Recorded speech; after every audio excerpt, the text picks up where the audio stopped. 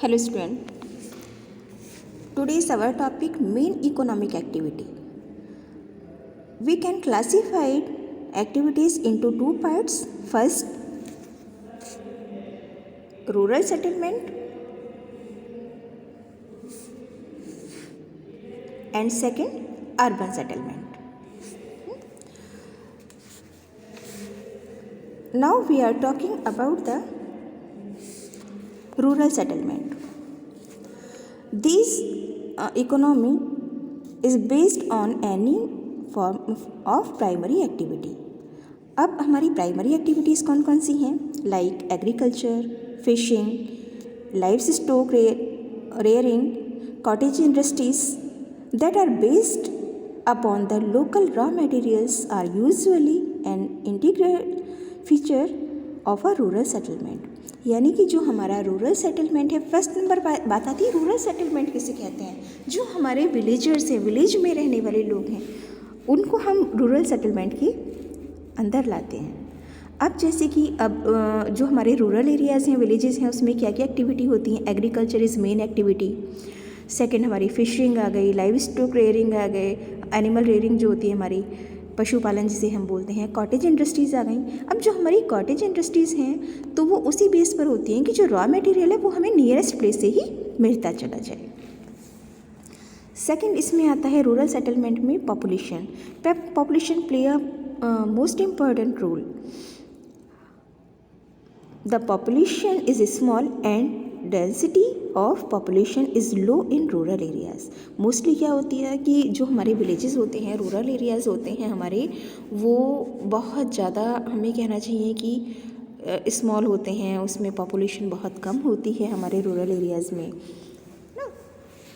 Second आती है हमारी क्लाइमेट एंड लोकल एनवायरनमेंट। वहाँ की क्लाइमेट कैसी है, उस एरिया की एनवायरनमेंट कैसा है।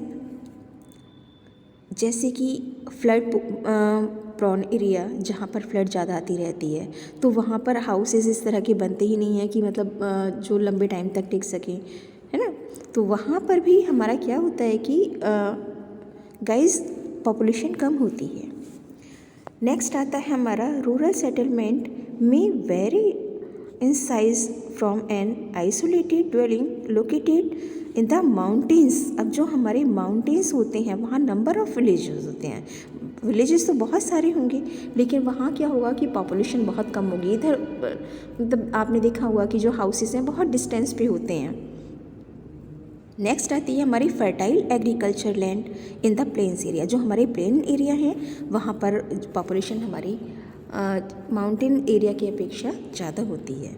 उसका सबसे बड़ा रीज़न क्या है कि वहाँ पर फर्टिलिटी है सॉइल की, और दूसरी बात वहाँ वाटर सुटेबिलिटी इजीली है। अब हमारा आता है नेक्स्ट अर्बन एरियाज़। हम बात करते हैं अपने अर्बन सेटलमेंट की। अब हमारा अर्बन सेटलमेंट क्या है? अर्बन सेटलमेंट हमारा सिटीज़ जो होते हैं, हमारे टाउन्स जो होते हैं, हम उन्हें अर्बन सेटलमेंट की कैटेगरी में रखते हैं। सच एज जैसे इंडस्ट्रीज़ हो गई हमारी, वो सेकेंडरी एक्टिविटी में आ गई। टेरिटरी एक्टिविटी में आती हैं हमारी सर्विसेज, ऑल टाइप सर्विसेज, जैसे कि बैंकिंग हो गया, ट्रेड हो गया हमारा। ये मेन ऑक्यूपेशन होते हैं, मतलब जिसमें हमें प्राइमरी एक्टिविटीज़ की रिक्वायरमेंट नहीं होती, वो हमारी टेरिटरी से हम अपने नॉलेज की बेस पर गेन करते हैं। Urban settlements are bigger in size as compare to rural settlements. अब जो हमारा सेटलमेंट होता है वो रूरल की अपेक्षा ज़्यादा होता है, यानी कि सिटी से क्योंकि अपने बड़े होते हैं, वहाँ की पॉपुलेशन ज़्यादा होती है, क्योंकि वहाँ पर लोगों को फैसिलिटीज़ ज़्यादा मिलती हैं, एमिनिटीज़ ज़्यादा होती हैं, जैसे कि हम such as education and health care facility, banks, markets, transport, communication facilities, ये सब हमें रूरल एरिया की अपेक्षा सिटी एरिया में ज़्यादा मिलती हैं।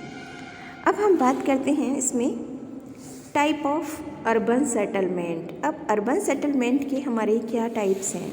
फर्स्ट आता है हमारा इसमें एडमिनिस्ट्रेटिव टाउन्स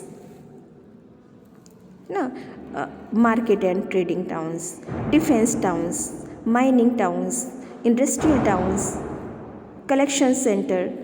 तो ये सारी चीज़ें जो होती हैं हमारी, ये हमारी अर्बन सेटलमेंट में आती हैं। Student, we will discuss in the next video this topic, and it is mandatory to all student. बेटा वीडियो के लास्ट में आप लोग जो हैं आप कमेंट बॉक्स में जाकर अपना नेम और सेक्शन लिखेंगे, क्योंकि वहीं पर आपकी अटेंडेंस इसमें लगेगी।